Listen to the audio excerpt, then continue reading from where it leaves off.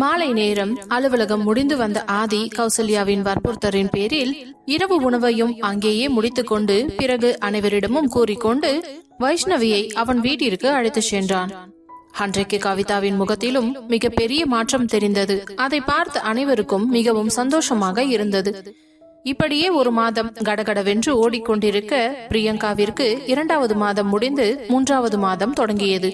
வைஷ்ணவிக்கு 4 மாதம் முடிந்து 5வது மாதம் தொடங்கியது. அன்று காலை தூங்கி எழுந்து குளித்து முடித்து தயாராகி தன் மனைவியின் மேடான வயிற்றை பார்த்து ரசித்தவன் மெதுவாக அவளை அழைத்துக் கொண்டு கீழே வந்தான். ஆதி, பொறுமையா கூட்டிட்டு வாப்பா. நான் பாத்துக்கிறேம்மா, நீங்க பயப்படாதீங்க என்றவன் அவளை அழைத்துக் கொண்டு கீழே இறங்கி வரவும் அவளை பார்க்கும் பொழுது அனைவருக்கும் அவ்வளவு சந்தோஷமாக இருந்தது.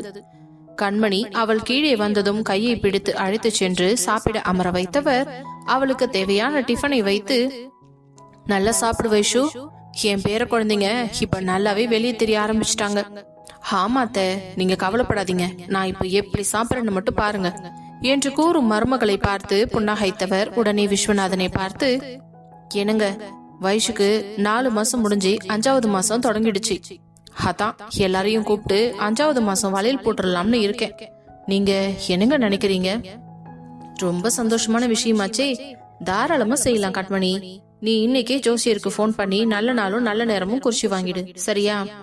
அதுக்கப்புறம் நம்ம கடகடன்னு வேலையை தொடங்கலாம் என்றதும் கௌதமியும் ராமுவும், வயசு இப்பதான் கன்சீவ் ஆன மாதிரி இருக்கு, அதுக்குள்ள பாருங்களேன் 5வது மாசம் வந்துருச்சு.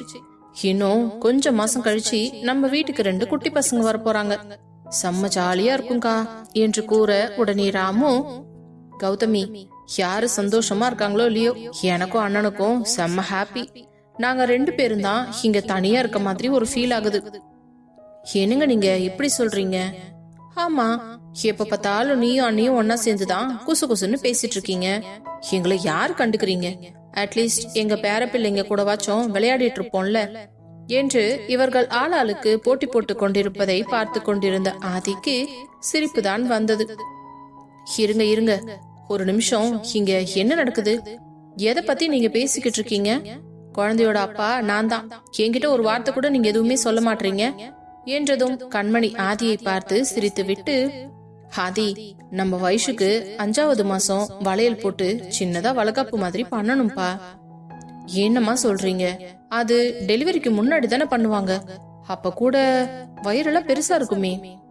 ஆமாப்பா, ஆனா இப்போதைக்கு ஃபர்ஸ்ட் பண்றது 5வது மாசம், அத கொஞ்சம் சிம்பிளா பண்ணிட்டு 7வது மாசம் நல்ல கிராண்டா பண்ணிக்கலாம் என்று கூறவும், அப்படியா, எனக்கு இத பத்தி ஒண்ணும் தெரியல, அதுக்கு என்ன பண்ணுவாங்க?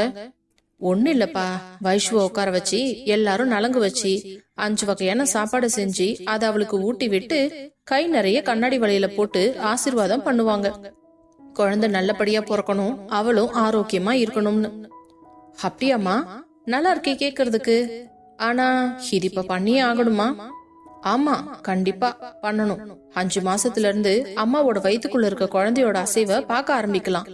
அப்போ குழந்தைங்க கிட்ட நிறைய பேசிக்கிட்டே இருக்கணும். அதுவும் இல்லாம அம்மா கையில இருக்க அந்த கண்ணாடி வளையல் சத்தத்தை வச்சே அம்மா நம்ம கூட தான் இருக்காங்கன்னு அந்த குழந்தையும் ஒரு பாதுகாப்பா ஃபீல் பண்ணும். அது மட்டும் இல்ல, இந்த மாதிரி விசேஷம் எல்லாம் செஞ்சு எல்லாரும் வந்து ஆசீர்வாதம் பண்ணி ரொம்ப கலகலன்னு இருக்கிறது போது அந்த அம்மாவோட மனநிலைமையும் ரொம்பவே சந்தோஷமா இருக்கும். அதனால அவங்க வயிற்றுல இருக்கிற குழந்தையும் ரொம்ப ஆரோக்கியமா இருக்கும். அதுக்காக தான்ப்பா இத பண்றது. வாவ் அம்மா, கேக்குறதுக்கே செம்மையா இருக்குமா. நம்ம வயசுக்கு இத நம்ம சூப்பரா பண்ணணும். எங்கம்மா மண்டபம் பிக்ஸ் பண்ணலாம்? டேய், என்னடா அதுக்குள்ள மண்டபம் பாக்குற அளவுக்கு போயிட்ட? இது நம்ம வீட்லயே சிம்பிளா பண்ணிக்கலாம். 7th மந்த் வளைகாப்பு மட்டும் மண்டபம் பெருசா புடிச்சு பண்ணிக்கலாம், ஓகேவா? என்னம்மா இப்ப பண்ண மாட்டாங்களா? இல்லப்பா, இந்த ஃபங்க்ஷனை நம்ம வீட்லயே எல்லாத்துக்கும் டெக்கரேட் பண்ணிக்கலாம், சரியா?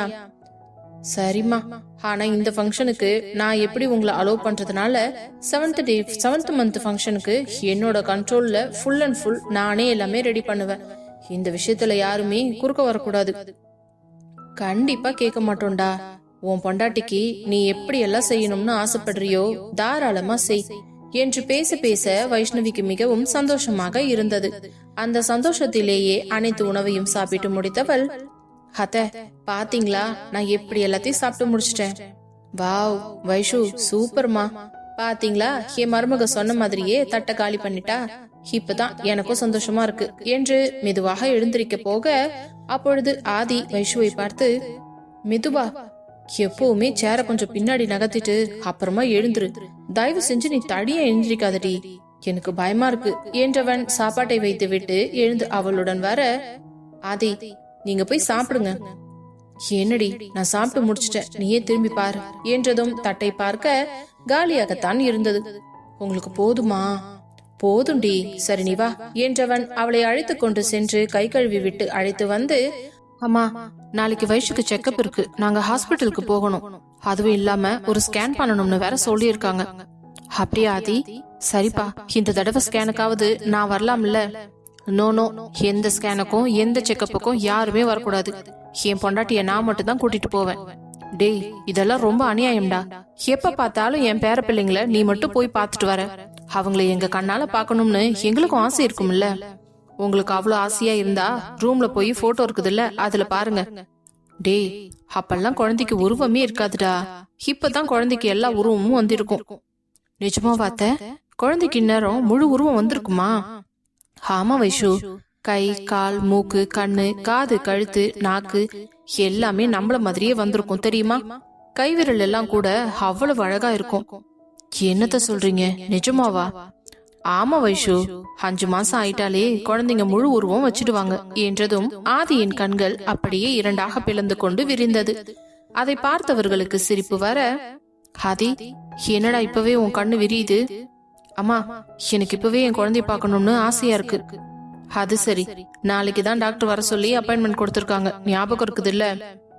அவங்க என்னமா சொல்றது, ஒரு நிமிஷம் இருங்க என்றவன் போனை எடுத்து டாக்டருக்கு அழைக்க, ஹலோ சொல்லு ஆதி, வைஷு செக்கப் நாளைக்கு தானே, இன்னைக்கு என்ன விஷயம்?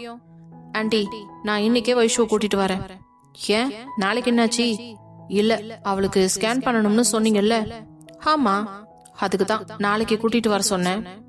ஏன், நாளைக்கு பண்றத இன்னைக்கு பண்ண மாட்டீங்களா என்று மிரட்டுவது போல கேட்க, உடனே மருத்துவர் 1 நிமிடம் பதறிவிட்டார். ஆதி கூல், உடனே டென்ஷன் ஆகாத சரியா? இப்போ என்ன, இந்த மந்த் செக்கப்புக்கு நாளைக்கு பார்க்காம இன்னைக்கே பார்க்க போறோம், அவ்வளவுதானே? தாராளமா உன் பொண்டாட்டிய கூட்டிட்டு வாப்பா. அதுக்கு ஏன் என்ன இப்படி மிரட்டுற மாதிரியே பேசுற? ஒரு நிமிஷம் நான் பயந்தே போயிட்டேன் தெரியுமா? ஆமா, நான் சொல்லும் போதே நீங்க சரின்னு சொல்லிருந்தீங்கன்னா நான் எதுக்கு உங்களை மிரட்ட போறேன்? சொல்லுங்க.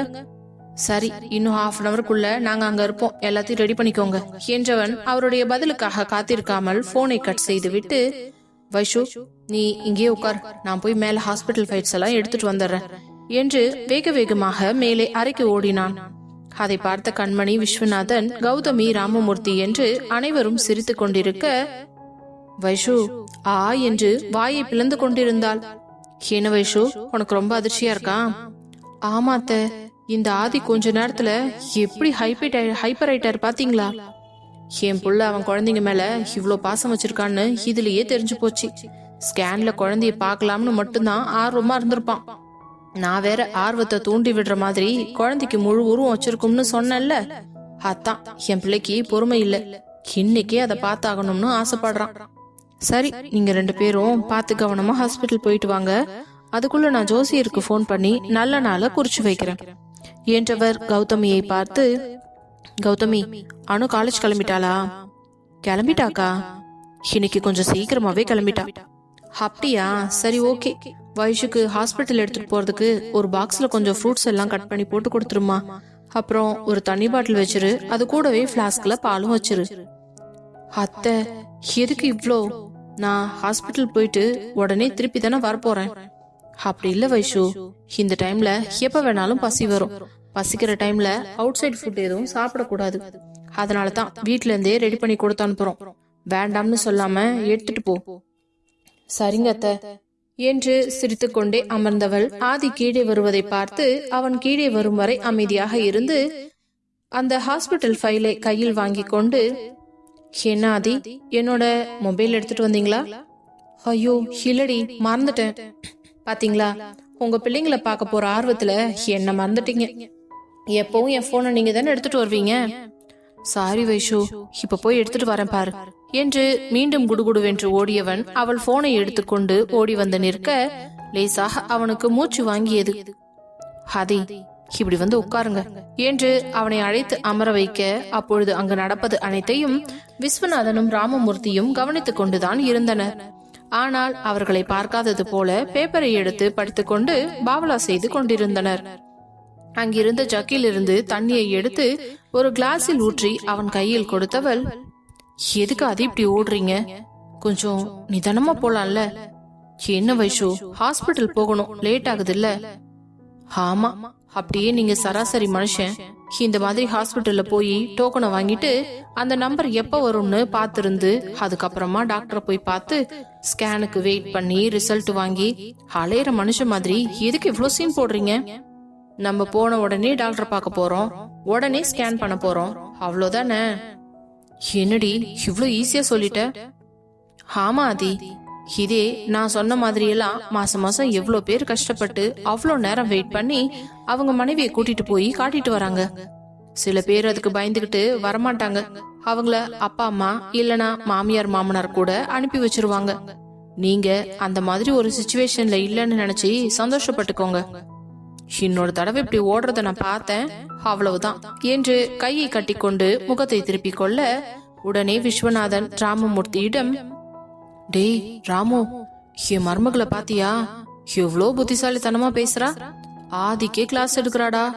அவனும் உட்கார்ந்து கேட்டுக்கிட்டு இருக்கான் பாரு. இதெல்லாம் நம்புற மாதிரியா இருக்கு?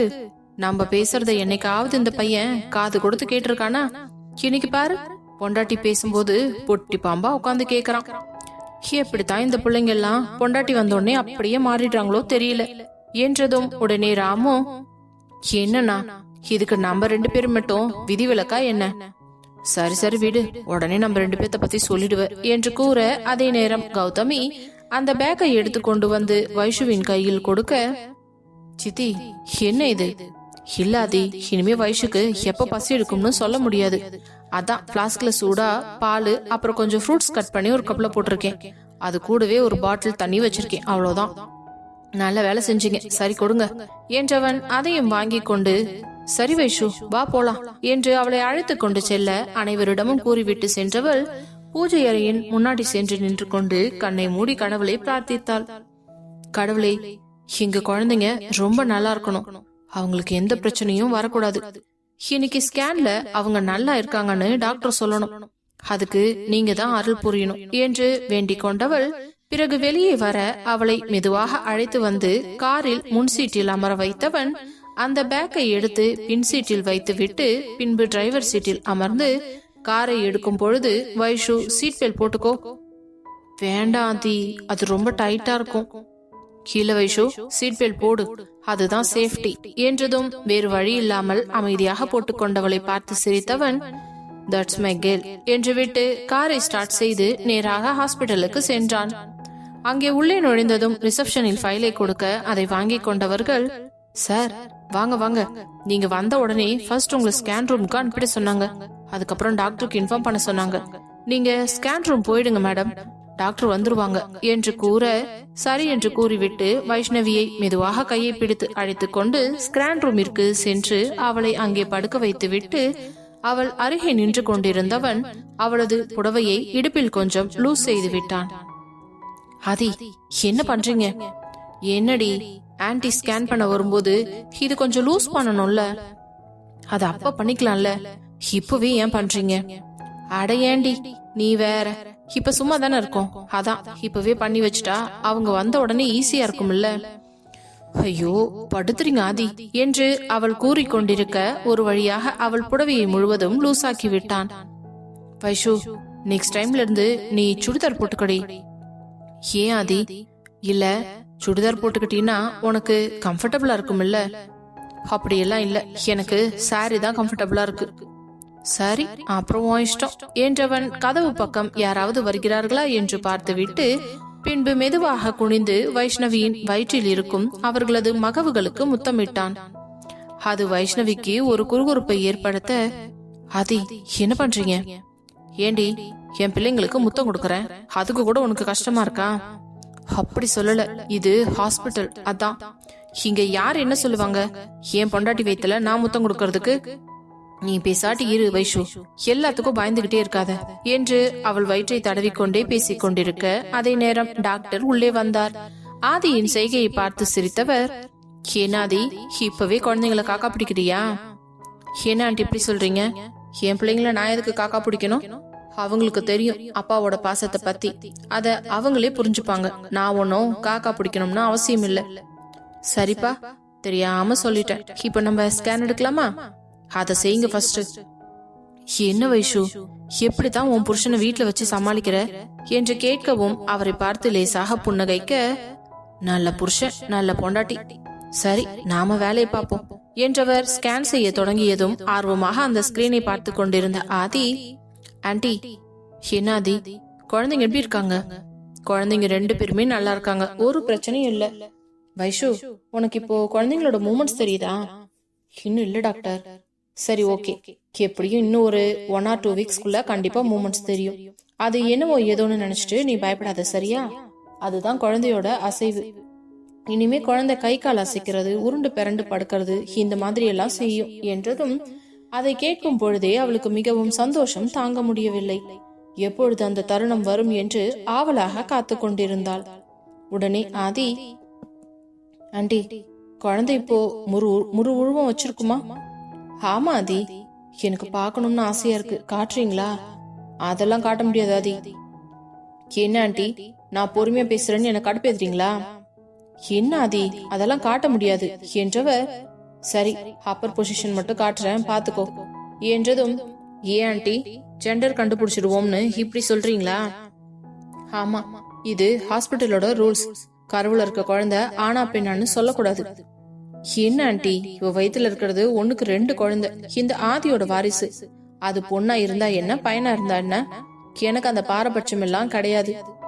இருந்தாலும் ஆதி, நம்ம இந்தியாவிலதான் இருக்கோம். இங்க நமக்குன்னு சில ரூல்ஸ் அண்ட் ரெகுலேஷன்ஸ் எல்லாம் இருக்கு. இது ஒன்னும் ஃபாரின் கண்ட்ரி கிடையாது என்ன குழந்தைன்னு உடனே கண்டுபிடிக்கிறதுக்கு. சோ நீ ரொம்ப ஆசைப்படுறதால ஒழுங்கா குழந்தைய மேல் பாதி மட்டும் பாத்துக்கோ. சரி என்று சலிப்பாக கூறியவன், அதையாவது காட்டுங்க, அப்புறம் இந்த குழந்தையோட போட்டோ தானே, கண்டிப்பா தர சொல்றேன் என்றவர் 2 குழந்தைகளையும் காட்ட அதை பார்த்த ஆதிக்கும் வைஷ்ணவிக்கும் மிகவும் சந்தோஷமாக இருந்தது. பின்பு ஸ்கேன் செய்துவிட்டு தன்னுடைய அறைக்கு சென்ற மருத்துவரை பார்ப்பதற்காக வெளியே வந்த வைஷுவும் ஆதியும் அங்கே பிரியங்காவும் ஹரியும் அமர்ந்து கொண்டிருப்பதை பார்த்தார்கள். அக்கா என்று வைஷு வேகமாக அவள் கிட்டே செல்ல, வைஷு, என்னடி, நீயும் இன்னைக்குதான் ஹாஸ்பிட்டல் செக்அப் வந்திருக்கியா? ஆமாக்கா, இன்னைக்கு ஸ்கேன் பண்ணணும்னு சொன்னாங்க. 5th month ஸ்டார்ட் ஆயிடுச்சு இல்ல. நீங்க? எனக்கும் இன்னைக்கு ஸ்கேன் பண்ணணும்னு சொன்னாங்க. 3rd month ஸ்டார்ட் ஆயிடுச்சு இல்ல. ஓ அப்படியா, சூப்பர் அக்கா. சரி சரி, நீங்க போய் ஸ்கேன் பண்ணிட்டு வாங்க, அதுக்குள்ள நான் டாக்டர் பாத்துட்டு வந்துடுறேன். சரிடி வைஷு, டாக்டர் என்ன சொன்னாங்க? குழந்தைங்க 2 பேரும் நல்லா இருக்காங்களா? ரொம்ப நல்லா இருக்காங்க அக்கா, ஒரு பிரச்சனையும் இல்ல. ஆனா எனக்கு பயமா இருக்குடி. அக்கா, நீங்க பயப்படாதீங்க, தைரியமா போங்க, கண்டிப்பா வயித்துக்குள்ள இருக்க பாப்பா ரொம்பவே நல்லா இருக்கும். மாமா, அக்காவுக்கு தைரியம் சொல்லுங்க. எங்க வைஷு, நான் சொன்னா கேக்குறா, நீயாவது சொல்லு. இவ பதட்டப்படுறது இல்லாம என்னையும் சேர்த்து பதட்டப்படுத்துறா. அக்கா, நான் சொல்றேன்ல, குழந்தை நல்லா இருக்கும், நீங்க அதை பத்தி எல்லாம் கவலைப்படாம போய் ஸ்கேன் பண்ணிட்டு வாங்க என்றதும் மிஸ்ஸஸ் பிரியங்கா ஹரி என்று அந்த சிஸ்டர் கூப்பிட, உடனே சரி வைஷு, இப்போ நான் வந்துடுறேன் என்று உள்ளே செல்ல இருவர்களும் டாக்டரின் அறைக்குள் சென்று விட்டனர். உள்ளே வந்தவர்களை அமர சொன்ன டாக்டர், ஆதி, வைஷுக்கு ஒரு பிரச்சனையும் இல்ல, குழந்தைங்க 2 பேருமே நல்லா இருக்காங்க, ஆரோக்கியமாவும் இருக்காங்க. 5th month ஸ்கேன் சூப்பரா சக்சஸ்ஃபுல்லா முடிஞ்சிடுச்சு. நெக்ஸ்ட் மந்த் செக்அப் வந்துருங்க. இதோட 7th month ஒரு ஸ்கேன் எடுக்கணும். Okay aunty. வைஷுவோட ஹெல்த்? அவளுக்கு என்ன, அவ சூப்பரா இருக்கா. பரவாயில்ல வைஷு, இது நான் உன்கிட்ட இருந்து எதிர்பார்க்கவே இல்ல. நீயும் நல்லா இருக்க, குழந்தையும் நல்லா இருக்கு. ரொம்ப கவனமா இருக்கணும்னு நினைக்கிறேன். அதுக்கு காரணமே என்னோட அத்தையும் என் புருஷனும் தான். இவங்க 2 பேரும் அந்த அளவுக்கு என்ன பாத்துக்கிறாங்க டாக்டர். Very good. இதே மாதிரி டெலிவரி வரைக்கும் கவனமா பாத்துக்காதி. ஓகே ஆண்டி, நீங்க கவலைப்படாதீங்க. டெலிவரி நம்ம ஹாஸ்பிட்டல்ல தானே பார்க்க போற. ஏன் அப்படி கேக்குறீங்க? இல்ல, சில பேர் ஃபாரின் போவாங்க டெலிவரிக்காக, அதான் கேட்டேன். இல்ல இல்ல, எங்க குழந்தைங்க நம்ம நாட்டுல தான் பிறக்கணும், அதுலதான் எங்களுக்கு விருப்பம் என்று கூறவும், பரவாயில்ல ஆதி, சில பேரு காசு பணம் இருக்குன்னு சொல்லிட்டு வெளிநாட்டுல எல்லாம் போய் டெலிவரி பாப்பாங்க. அந்த மாதிரி ஏதாவது ஐடியா இருக்கான்னு கேட்டேன். அவ்வளவுதான், வேற ஒண்ணும் இல்ல என்று கூறவும் உடனே ஆதி, அப்புறம் ஆன்ட்டி, இன்னொரு விஷயம் உங்ககிட்ட கேட்கணும். என்ன ஆதி, சொல்லு. நார்மல் டெலிவரிக்கு சான்ஸ் இருக்கா? நார்மல் டெலிவரிக்கெல்லாம் அவளுக்கு சான்சஸ் நிறையவே இருக்கு. ஏன்னா குழந்தையோட growth-உம் அவளோட ஹெல்த்தும் நல்லாவே இருக்கு. குழந்தையோட பொசிஷனும் கரெக்டா சேஞ்ச் ஆயிட்டு இருக்குது. அதனால நார்மல் டெலிவரிக்கு நிறையவே பாசிபிள் இருக்கு. பட் இப்பவே ஷூரிட்டி கொடுக்க முடியாது. லாஸ்ட் மினிட்ல எப்படி வேணாலும் சேஞ்ச் ஆகலாம். ஏன்னா ஆண்டி, இப்படியெல்லாம் சொல்லி பயப்படுத்துறீங்களா? இல்ல ஆதி, எல்லாத்துக்கும் கோவப்படாத. பொதுவா நடக்கிறத நான் சொல்றேன், சரியா? சரி வைஷு, உன் புருஷனை எப்படிதான் வச்சு சமாளிக்கிறியோ, பார்த்து பத்திரமா போயிட்டு வாங்க என்று கூறவும் உடனே ஆதி, என் பொண்டாட்டி வச்சு சமாளிக்கிற அளவுக்கெல்லாம் நான் ஒன்னும் அவளுக்கு கஷ்டம் கொடுக்க மாட்டேன். அது சரி. அப்புறம் வைஷு, உன்னோட வளகாப்பு எப்ப வைக்க போறாங்க? 7th month பண்ணணும்னு அத்தை சொல்லிட்டு இருந்தாங்க டாக்டர். ஆதி, என்னையெல்லாம் இன்வைட் பண்ணுவியா? பாக்கலாம். என்ன பாக்கலாமா? அதுக்கு எதுக்குடா நாங்கெல்லாம் சொந்தக்காரங்களா இருக்கோம்? நீ மட்டும் என்ன கூப்பிடாம இரு. உன் பொண்டாட்டி டெலிவரிக்கு இங்க தானே வருவா, அப்ப வச்சுக்கிறேன். ஆண்டி, நீங்க எதுல வேணாலும் விளையாடுங்க. வைஷு விஷயத்துல விளையாண்டீங்கன்னா நான் ரொம்பவே டென்ஷன் ஆயிடுவேன், சொல்லிட்டேன்.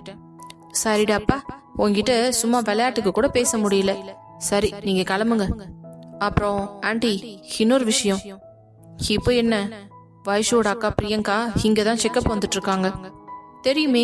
இப்ப கூட ஸ்கேனுக்கு தான் அனுப்பி வச்சிருக்கேன். ஆமா, நெக்ஸ்ட் அவங்க தான் வருவாங்க செக்அப்புக்கு. குழந்தை எப்படி இருக்குது என்ன ஏதுன்றத பாத்துட்டு கொஞ்சம் சொல்லுங்க எனக்கு. அவங்க எப்ப வந்தாலும் கொஞ்சம் கேர் எடுத்து பாத்துக்கோங்க. அதெல்லாம் நான் பாத்துக்கிறேன் ஆதி. வைஷுவோட சிஸ்டர்னு சொல்லிட்ட, அப்படி லேசா விட்டுருவேனா என்று கூறவும் பின்பு டாக்டரிடம் இருந்து விடை பெற்று வெளியில் வர அதே நேரம் பிரியங்காவும் ஹரியும் வந்ததும், அக்கா, குழந்தை எப்படி இருக்கு? குழந்தை நல்லா இருக்கு வைஷு, ஒரு பிரச்சனையும் இல்ல. டாக்டர் பார்க்க உள்ள வர சொன்னாங்களாம். சரி, நான் பாத்துட்டு வந்துறேன், நீங்க போயிட்டு வாங்க. இல்லக்கா, நான் வெயிட் பண்றேன். நீங்க வந்ததுக்கு அப்புறம் நம்ம எல்லாரும் சேர்ந்தே போகலாம். இல்ல வைஷு, நான் டாக்டரை பார்த்துட்டு அப்படியே ஒரு பிளட் டெஸ்டும் கொடுக்க வேண்டியது இருக்கு. அதெல்லாம் கொடுத்துட்டு பொறுமையா தான் வீட்டுக்கு போவேன். அவ்வளவு நேரம் நீ எதுக்கு வெயிட் பண்ணணும்? நீ வீட்டுக்கு கிளம்பு, நம்ம இன்னொரு நாள் மீட் பண்ணலாம். ஓ, அப்படி சொல்றீங்களாக்கா? சரி, ஓகே, அப்ப நான் கிளம்புறேன். மாமா வரட்டுமா? சரி வைஷு, பார்த்து கவனமா இரு. சரிங்க மாமா. டே ஹரி, பிரியங்காவை பத்திரமா கூப்பிட்டுட்டு வீட்டுக்கு போ, சரியா? ஓகேடா என்றவர்கள் அவர்களிடம் கூறிவிட்டு காரில் வந்தது ஏறியதும், அதே எனக்கு எவ்வளவு சந்தோஷமா இருக்கு தெரியுமா? எனக்கும் தாண்டி.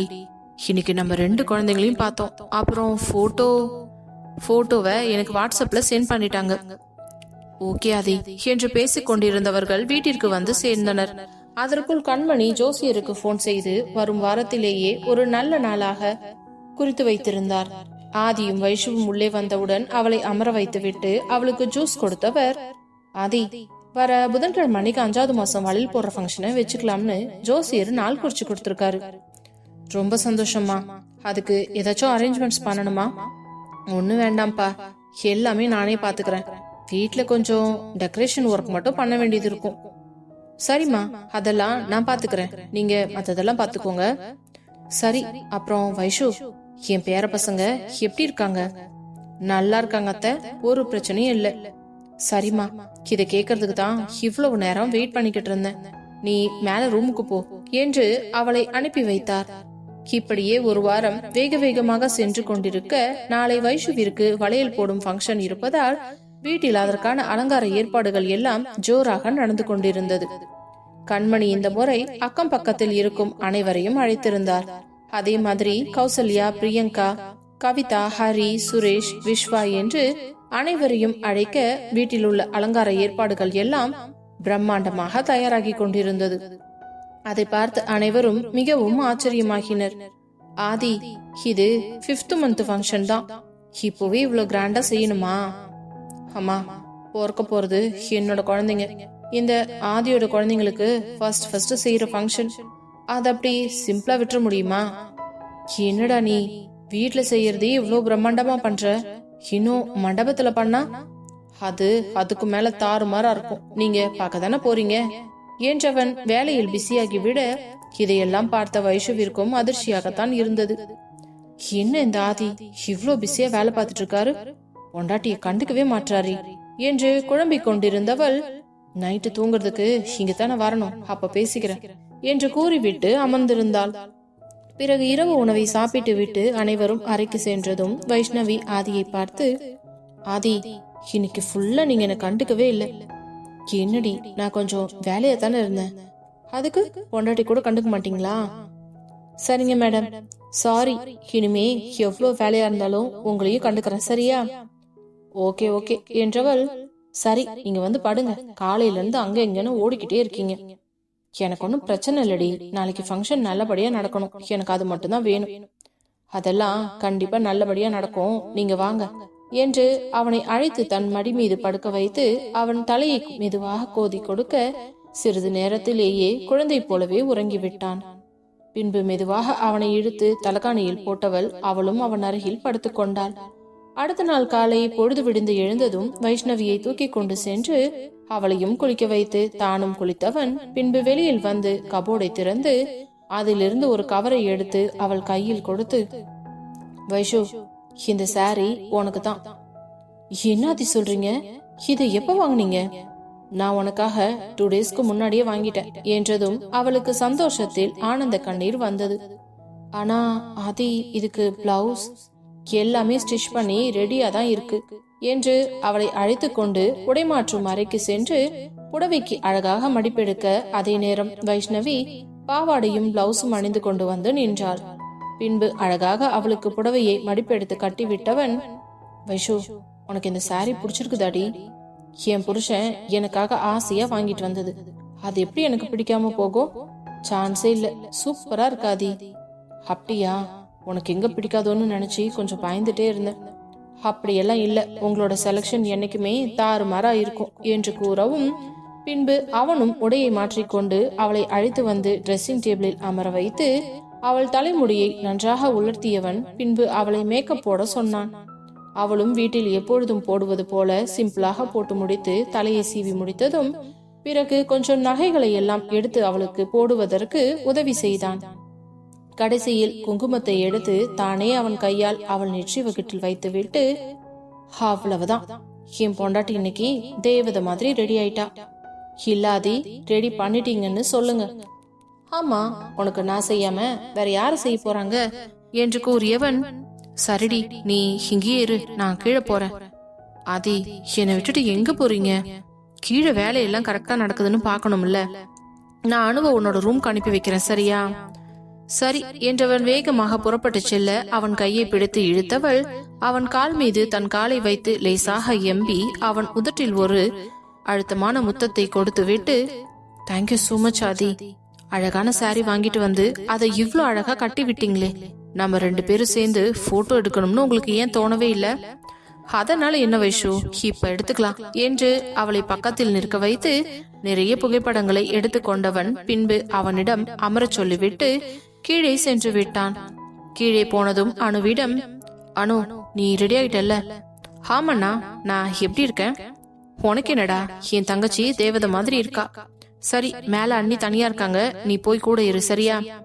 ஓகேனா என்றவள் அங்கிருந்து செல்ல பார்க்க அதே நேரம் சரியாக ஹரி, விஸ்வா, பிரியங்கா, கவிதா, சுரேஷ், கௌசல்யா என்று அனைவரும் வரவும், அத்தை, மாமா வாங்க வாங்க, வாடா ஹரி, விஸ்வா என்று கூப்பிட உடனே பிரியங்காவும் கவிதாவும், ஆதி, வைஷேங்க அவ மேல ரூம்ல தான் இருக்கா, நீங்க போங்க. சரி ஓகே என்றவர்கள் வேகமாக கண்மணியிடம் சென்று சிறிது நேரம் பேசிவிட்டு மேலே கிளம்பி சென்றனர். அனு அவர்களை அழைத்து கொண்டு அறைக்கு செல்ல கதவை திறந்து உள்ளே போனதும் வைஷ்ணவியை பார்த்த மூவரும் அதிர்ந்து விட்டனர். அவ்வளவு அழகாக தயாராகி இருந்தாள். வாவ் ஹனி, சான்ஸே இல்ல, எவ்வளவு அழகா ரெடியா இருக்கீங்க. வானு, ஹே கவி அக்கா, வாங்க வாங்க, 3 பேர் என்ன ஒரே டைம்ல இப்படி சர்ப்ரைஸா வந்து நிக்கிறீங்க? அதெல்லாம் விடுங்க அண்ணி, எப்படி நீங்க இவ்வளவு அழகா ரெடியா நீங்க? ஹனு, அது ஏன் கேக்குற, இதெல்லாம் உங்க அண்ணன் பார்த்த வேலை, நான் எங்க ரெடியான, எல்லாம் அவர் தான் பண்ணியிருக்காரு.